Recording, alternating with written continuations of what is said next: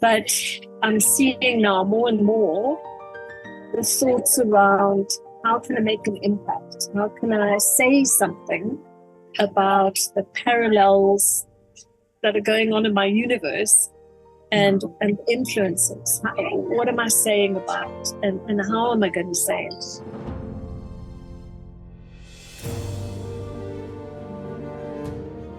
But Beth, it's lovely to meet you on Zoom. And are you in Johannesburg at the moment? Yes, I'm actually in Sandton. I'm at the Balalaika Hotel. Oh, okay. Yeah. You're from here, aren't you, Petra? Yeah. I'm also from there. And you've been doing a workshop now, you said. Yes. Can you tell me about this workshop? Of course. So I work in diversity, equity, and inclusion. I'm a facilitator. So that's my one part of my life is I have a passion for people, for bringing out the best in people, for helping them to shift. I'm a coach also. So a lot of my work is around engaging conversations where people can, explore what's going on for them, especially their emotions or what's going on in their minds. And for me, the diversity, equity, and inclusion and now belonging conversation is probably the most important conversation I could be having right now in South Africa, especially. Yeah. And how do you, and you're also an artist, you also do, I saw these beautiful artworks that you're doing. So is this just a side line for you? Is it just another passion of yours? Well, that's been my lifelong passion. It's been since I was a little girl and could draw on the walls. So I used to draw these huge angels on my bedroom wall. And I've always loved drawing, painting, and now printmaking. So no matter what I'm doing, it doesn't matter what I'm engaged with, I always have this parallel going on in my life. So I suppose most people who know me in my family, my extended family, if you ask them what I do, they say, oh, she's an artist. Really? Yeah. So they don't say, oh, she does this diversity work and she's an artist. They say, oh, she's an artist. So. Yeah, because I saw these, it's ink that you use to make these prints. It's printing, so printmaking. And printmaking is so diverse. I mean, there's the diversity again. It's such a diverse field. So it can be anything from etchings to wood engravings to monotype to dry point. It's extensive. It goes on and on and on, which can be quite confusing because if you don't decide you want to do a certain thing, especially for me, I can get quite distracted with the many kinds of printmaking. So printmaking is on a big machine. You would have seen them. William Blake was a printmaker and he illustrated all his poetry. But some of them are very old machines and you pull a handle like this and the press goes down. So the old letter set newspapers, all the little letters, that's printmaking. That's okay. Part of printmaking. Now, you said that it's parallel to what you're doing as well. So do you tap in your artistic side when you're coaching? I'd say more when I'm running lateral thinking courses, which is another part of my training and coaching. So that's Edward de Bono. So sometimes those two things mesh. And what I am noticing now is I'm noticing the diversity work and the gender work is I'm starting to think about it in terms of what I create. And so gender, especially around the matriarchy. So animals, endangered animals especially, and it sounds very convoluted, but that's like the the parallels that are going on in my mind right now. So I'm thinking about my direction that I'm going to take in my work. And a lot of it's been influenced by the gender and the diversity work I'm doing, but also the influences that are in my world. And I suppose matriarchy is coming out very strong. And then endangered animals, of course, because I live in South Africa, and it's so in your face, species dying, and the especially the matriarchs not being able to produce fast enough or keep up with what's going on. But isn't it wonderful to think or to realize then again how powerful art is, that you can really raise awareness now to this specific subject through your art? Yes. So for a long time now, I have explored printmaking, and I've done it with let me play, let me explore this technique, let me just take some glass and put it on a plate and press it, pull off and that's lovely, that's a beautiful picture. But I'm seeing now more and more the thoughts around, how can I make an impact? How can I say something about the parallels that are going on in my universe and influences? What am I saying about and how am I going to say it? And so that's I once had an exhibition in 2019, a solo exhibition, and I at the time was doing lots of wild dogs. And I really love wild dogs because they firstly are vilified, they are community animal. The females are just are providers. And I invited the Painted Wolf Foundation to come and work alongside me and to represent themselves at the workshop, at the exhibition. And they brought a beautiful book, and they sold some books. And we had a video playing, in the background, and people could contribute. We had a QR code, and people could contribute. So I'd really like to go into that more.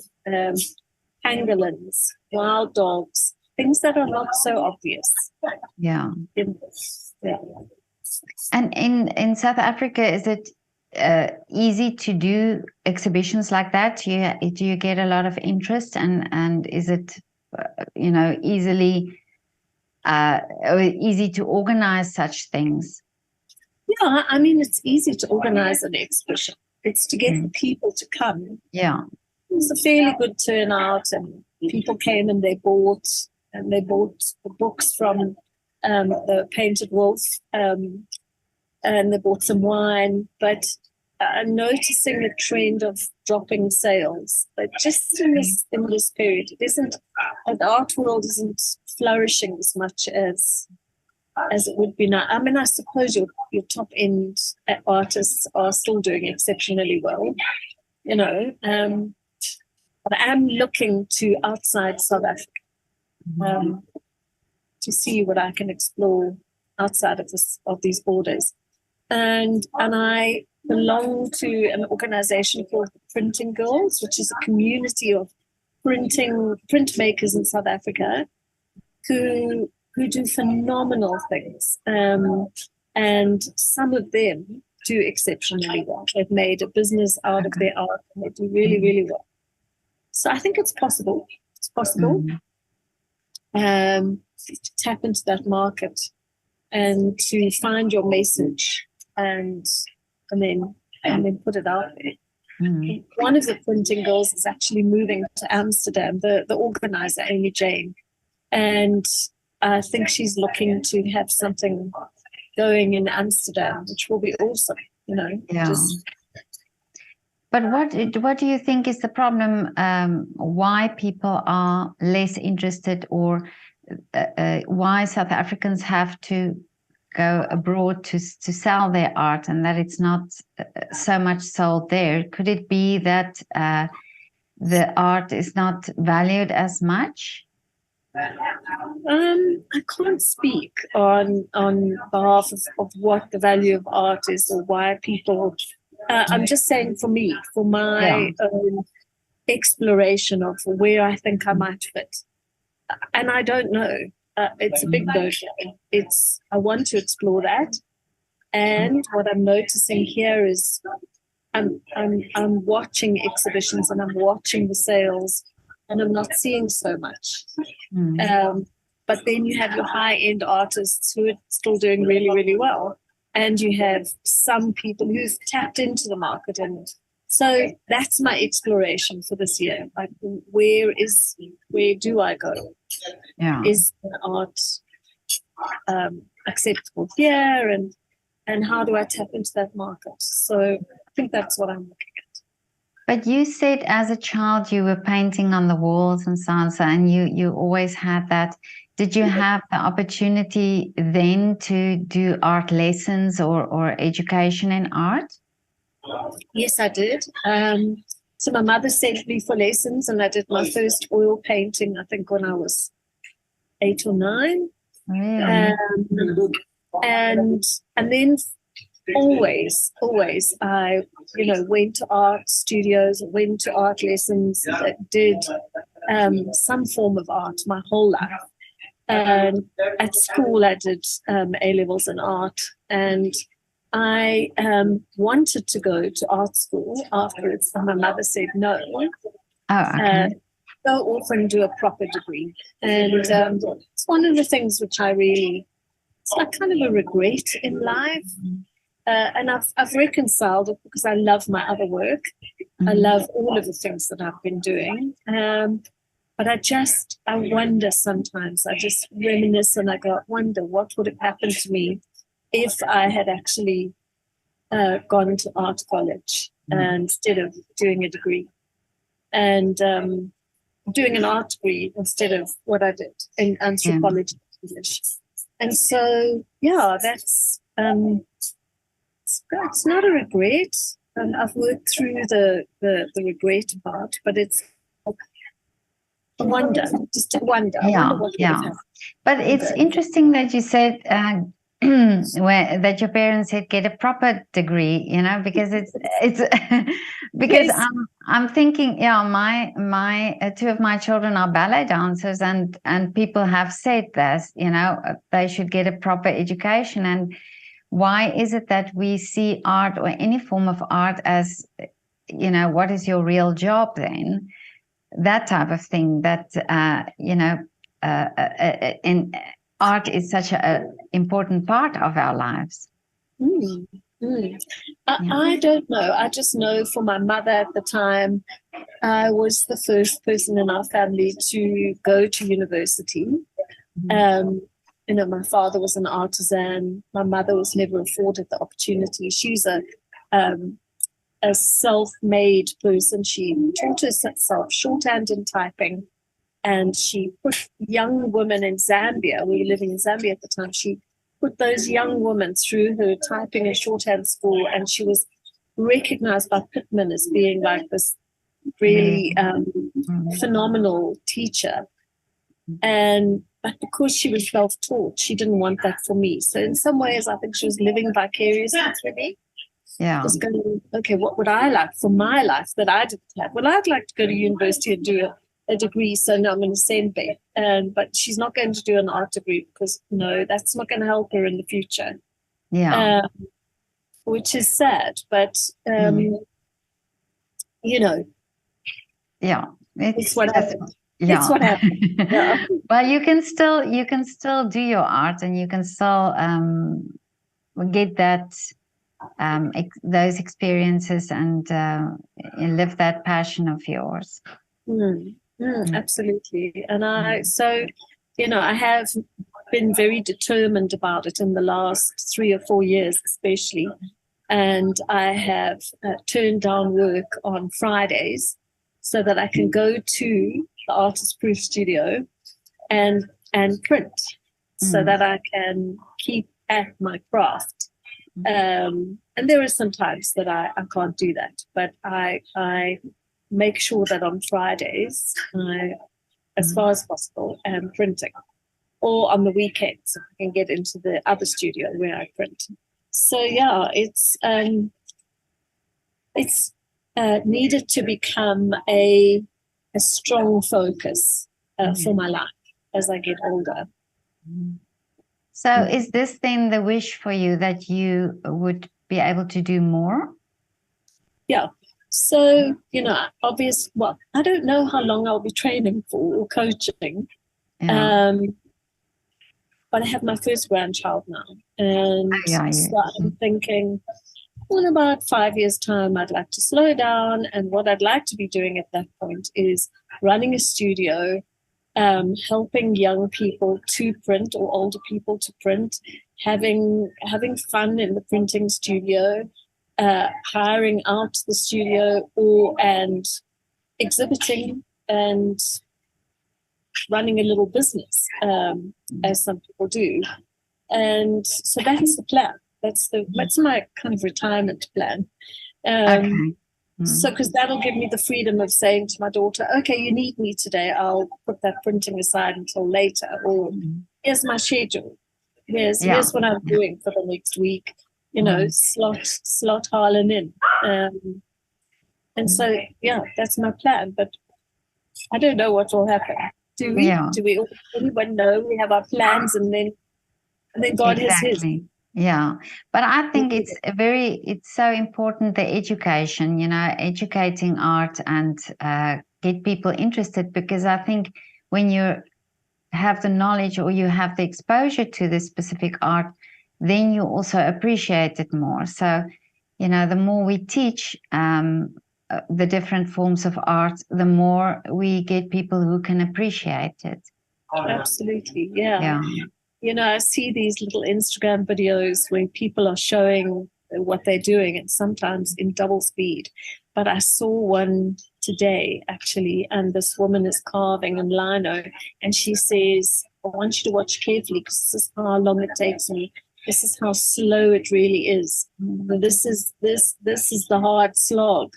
That you look at a piece of art and you don't know how long it's taken somebody to make that. Yeah. And so you can possibly appreciate, how long it takes, or how many years have informed that art making. Exactly, yeah. If you just take a musician, how many years they study. And we go to a concert and people complain about the price of the ticket, so you don't always appreciate when you don't understand where that comes from. Absolutely. The years and years, the number of times I've heard, trying to think, who was it? Was it Picasso? It was some artist sitting in a restaurant, and somebody came, asked him to draw something, and then he said, oh, that'll be X amount of euros or whatever it was. And the person said, but you only did 5 minutes. It took you 5 minutes. And this artist said, no, it took me, much, much longer than that. I think it's 45 years or something. Yeah. What you're seeing there is 45 years of learning. Exactly. I haven't got the story right. It was something like that. No, but I know the story, and it's totally right. It's only when you understand what goes into the process that you really understand the value of it. Absolutely. But, Beth, it was so lovely to talk to you now, and it's you're in Johannesburg, and it's lovely to see what's going on around you as well in the hotel. There were some Americans sitting over there. I'd love to go and ask them, did you come to South Africa? How did you find it? Going back today, they look like they've just checked out of the hotel, So I see, yeah. I'm nosy about things like that. I want to know if people are enjoying themselves when they come on holiday. Yeah, no, that's true, because South Africans are so friendly when you get there, I haven't been to that hotel yet, but I'll it looks amazing. I'll go, and when I'm in South Africa again, I'll go for a visit. It's a sweet little old hotel. They've revamped it. It's got some really peculiar chairs. Oh, really? It's quite fun, I remember coming here as a young adult, very young adult, to come drinking here. Oh, okay. Doesn't look like it's that kind of spot anymore. Oh, okay. Well, Beth, all the best with your wonderful art, and I keep following you on Instagram, seeing what you are doing. And I Thank hope that your wish comes true to get your studio and to be teaching. That would be great. you. And yeah, if I'm in South Africa and I have the time, I would love to come and see your work. Yeah, I would love that, Petra. Yeah. Thank you very much Okay. for making time and for asking me. It's been a No, privilege. it's a great pleasure, and enjoy your baby, your daughter's baby, being grandma. Thank you. Thank you Yeah. so much.